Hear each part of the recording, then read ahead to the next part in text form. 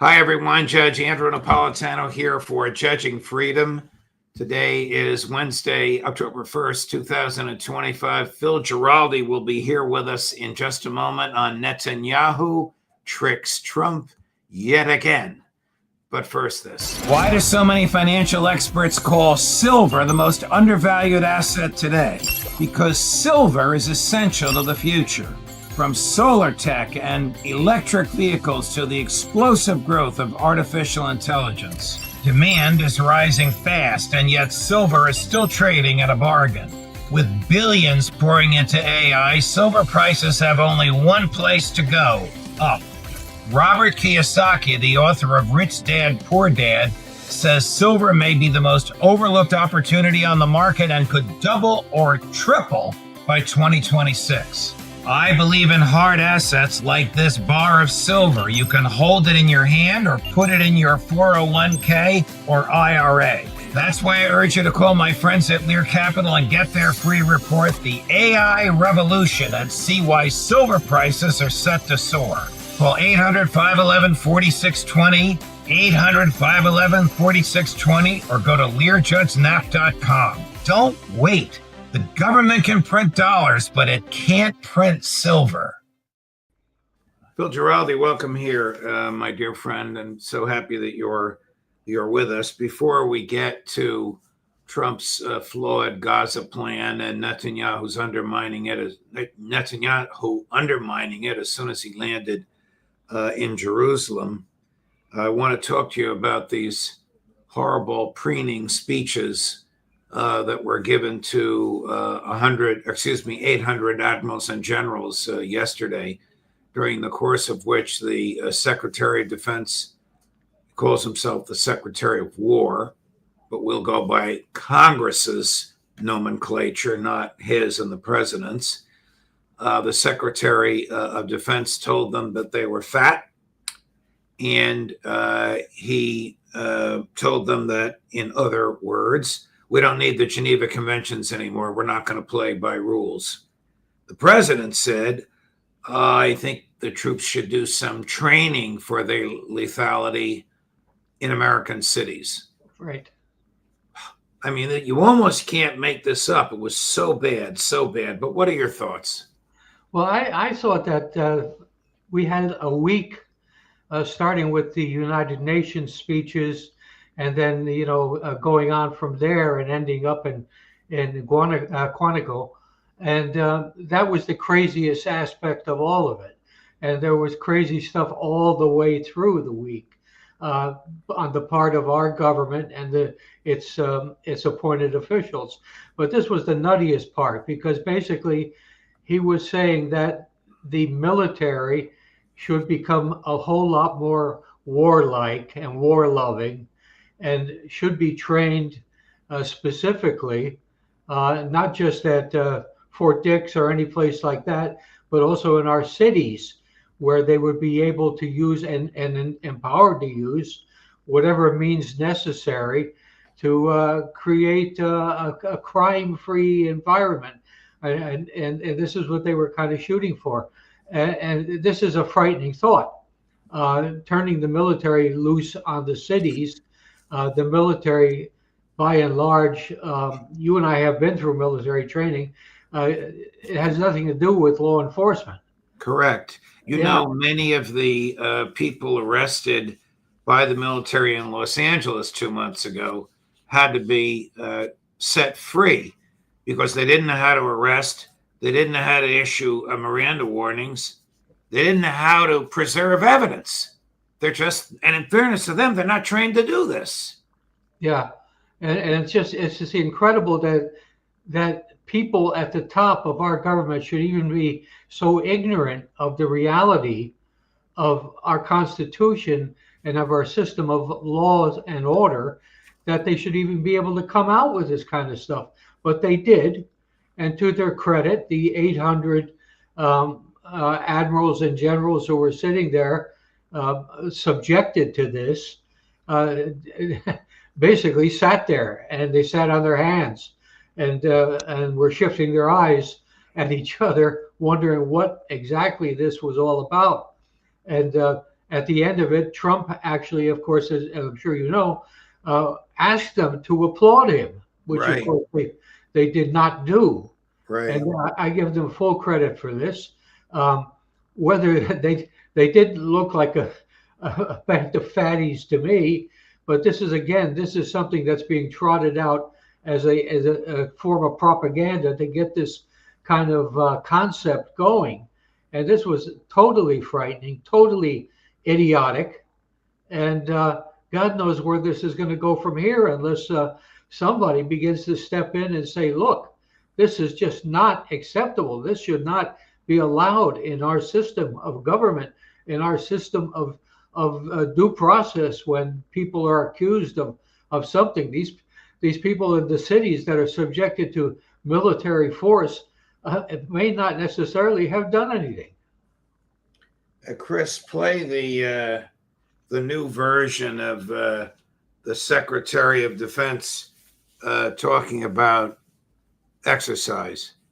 It all starts with physical fitness and appearance. If the Secretary of War can do regular, hard PT, so can every member of our joint force. It's completely unacceptable to see fat generals and admirals in the halls of the Pentagon and leading commands around the country and the world. It's a bad look. It is bad, and it's not who we are. Now, of course, we superimposed those backgrounds that the generals were not exposed to demeaning photos of the Secretary of Defense or the president, but you get the point. Yeah, I guess the point is that the president's not required to do what he requires his subordinates to do. This is obscene. In fact, the picture is obscene. The picture is obscene. Chris, play cut number 20, where he basically argues, without using these words, that we should abandon rules of engagement and forget about the Geneva Conventions, which we wrote. Every day, we have to be prepared for war, not for defense. We're training warriors, not defenders. We fight wars to win, not to defend. Defense is something you do all the time. It's inherently reactionary and can lead to overuse, overreach, and mission creep. War is something you do sparingly, on our own terms, and with clear aims. We fight to win. We unleash overwhelming and punishing violence on the enemy. We also don't fight with stupid rules of engagement. We untie the hands of our warfighters to intimidate, demoralize, hunt, and kill the enemies of our country. No more politically correct and overbearing rules of engagement. Just common sense, maximum lethality, and authority for warfighters. That's all I ever wanted as a platoon leader. Wow. Reminding 1, 2, 3, and 4 stars that they're being lectured to by a reservist, not even regular army, reservist platoon leader. But the essence of what he was saying is, let's scrap the Geneva Convention so we can kill civilians, we can torture, there are no more war crimes, we can do whatever we want, as long as our lethality, one of his favorite words, supersedes that of the other side. I can imagine what was going through, the foul language that was going through these generals' minds as they were being lectured to by this preening Secretary of Defense, a job usually held by a universally respected person in the field of the military. Yeah, and usually someone who has a lot of experience and lets that experience guide him to a certain extent. These are people that are just kind of speaking out of their butts and with ideas that are floating out there coming from various sources of these oddball people that Trump has collected that whisper in his ear. I mean, this is obscene, and this is the whole idea that we are there to maximize killing is just a little bit bizarre. And the other thing I would point out, that this is what kind of scares me more, in fact, is that this is all coming out of the intention to go to war with some people. And I would suspect that Venezuela might be next on the list, and Iran acting with our good friends in Israel might be the next one after that, or maybe even the one before that. There is an intention. The United States is not threatened militarily by anyone. If it just went along its way and stopped trying to antagonize people and stop trying to start wars on behalf of other people.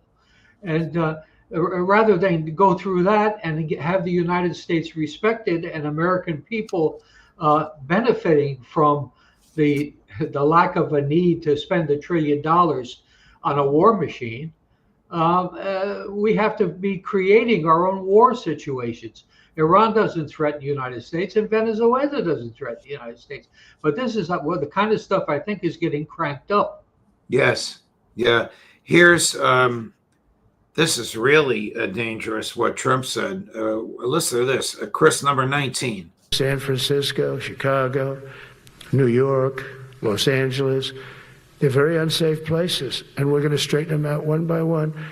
And this is going to be a major part for some of the people in this room. That's a war, too. It's a war from within. Controlling the physical territory of our border is essential to national security. We can't let these people in. We're under invasion from within. No different than a foreign enemy, but more difficult in many ways because they don't wear uniforms. At least when they're wearing a uniform, you can take them out. These people don't have uniforms. I told Pete we should use some of these dangerous cities as training grounds for our military, National Guard, but military.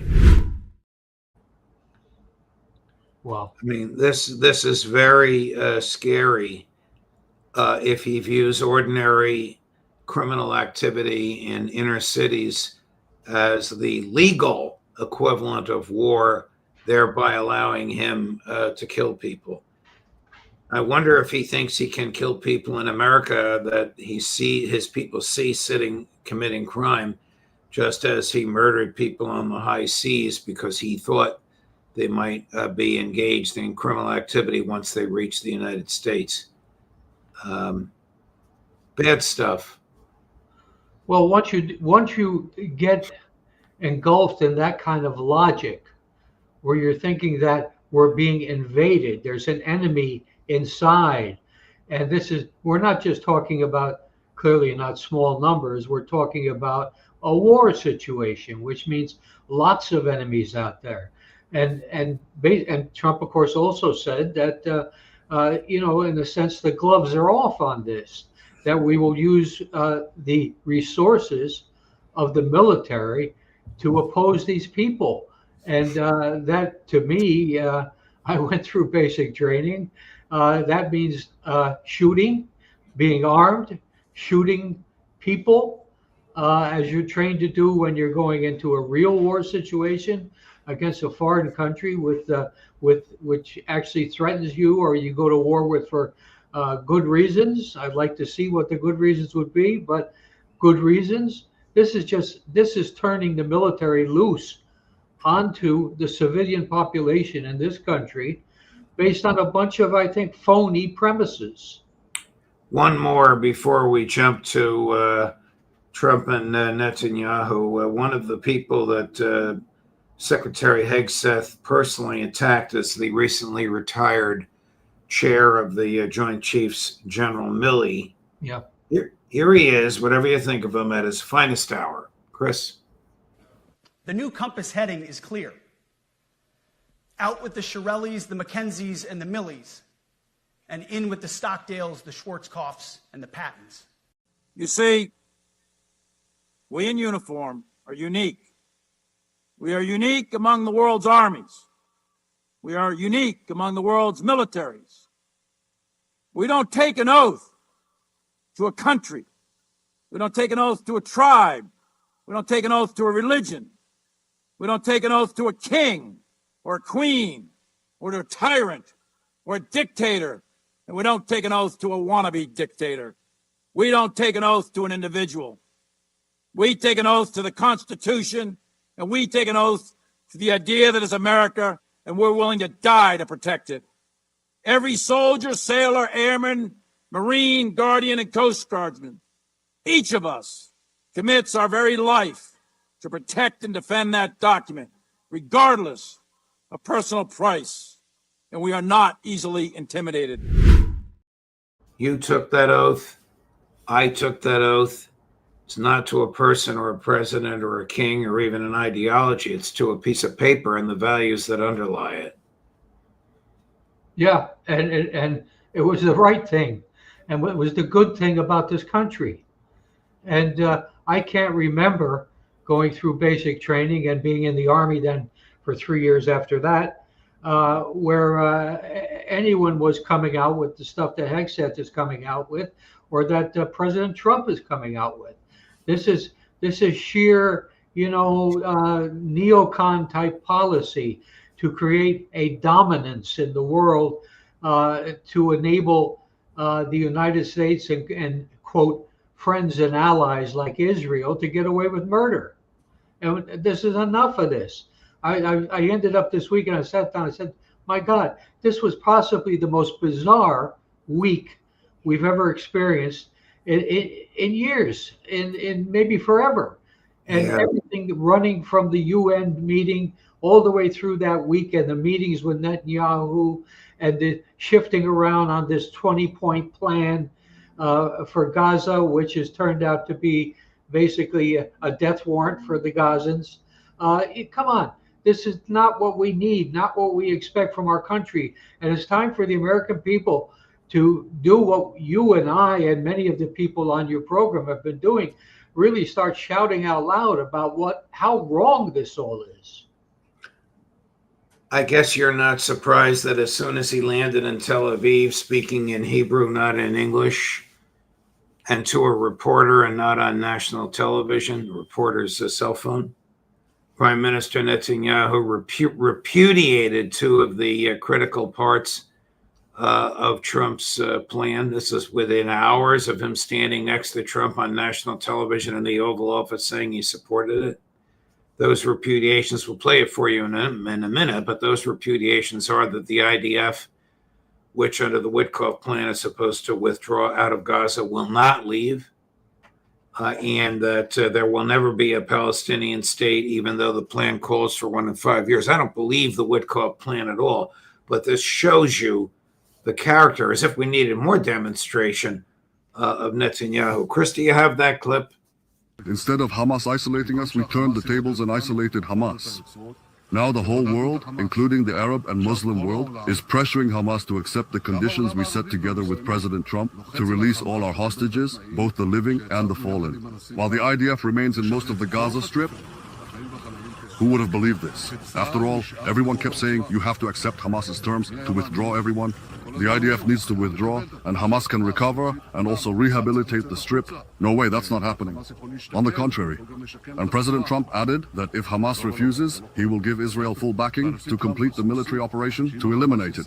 And that's why I think, from every perspective, this was an excellent visit. Many in the government, there's a question being asked. Did you agree to a Palestinian state? Absolutely not. It's also not written in the agreement. But one thing we did say is that we will strongly oppose a Palestinian state. President Trump also said that. He said he understands that. He also said at the UN that it would be a huge reward for terror and a danger to the state of Israel. No surprise that he said that. No, and I'm not surprised that the intention was ever any different than that. I think this was a gimmick where there were certain inducements being offered ostensibly, and but it was all kind of a con job. Basically to disarm Hamas, get the hostages back. Hamas would no longer have any presence or leverage against Israel. Then Israel would just finish the job, as Donald Trump keeps putting it, and slaughter the Palestinians or drive them out, whichever comes first. And that's the way it was being played. And Trump is right on board, and Trump's negotiators, Witkoff and certainly his son-in-law, are right on board, and I would imagine Sir Tony Blair is right on board. This is all a con job. These people are all on the side of Israel, and it's been that right from the beginning, and will be that right from forever until something happens to shake them up. Now, one thing Trump Netanyahu was lying about was that the Arabs have accepted this 20-point plan. They did originally in the first draft. But what I'm reading today is that they are quite aware of the changes that were made sort of on the sneak and put in there that allowed the IDF to stay there as long as it felt that it was warranted and so on and so forth. And basically a return to a status quo ante of October 7th with whatever Palestinians are left in Gaza living in a concentration camp. I mean, Tony Blair, as the Governor General of Gaza, is he who once resided at number 10 Downing Street going to live in Gaza City? No matter how many MI6 people he has to protect him, where's he going to live? Well, he'll probably live offshore or something on a yacht. I mean, waiting for the Riviera, Trump Riviera resort to be built, and he'll move into a penthouse. the Israelis have kidnapped the American captain of one of the flotilla boats carrying food and medicine. This is out in the high seas. How long should we wait before the State Department registers an objection? I think the expression for that is never. They've never registered objections to Israel killing Americans. All they've ever said is that, oh, Israel will carry out its own due process or its own legal procedures in terms of looking into that. And it always turns out, gee, it was some kind of accident or a misunderstanding or something like that. The Israelis kill people with impunity. They get away with it. And the reason they get away with it is because we have people like genocide Joe Biden and Donald Trump in charge of our country. Time to make these people go away. Was Netanyahu ever a CIA asset? No, as far as I know. He was, of course, a student in the United States, and then he was involved with various aspects of Israeli government operations in the United States, particularly involved with obtaining uranium and that sort of thing for the nuclear weapons that Israel eventually wound up with. He was involved with all that. I don't believe he had any connection with the agency, but hey, it's always possible. Wow. Phil Giraldi, thank you very much, my dear friend. Thanks for your time. Welcome back to the show. We'll look forward to seeing you next week. Thank you very much. I look forward to it too. Thank you. Keep up the good work. Thank you, Phil. Coming up at 4 o'clock, Professor Jeffrey Sachs, Judge Napolitano for Judging Freedom.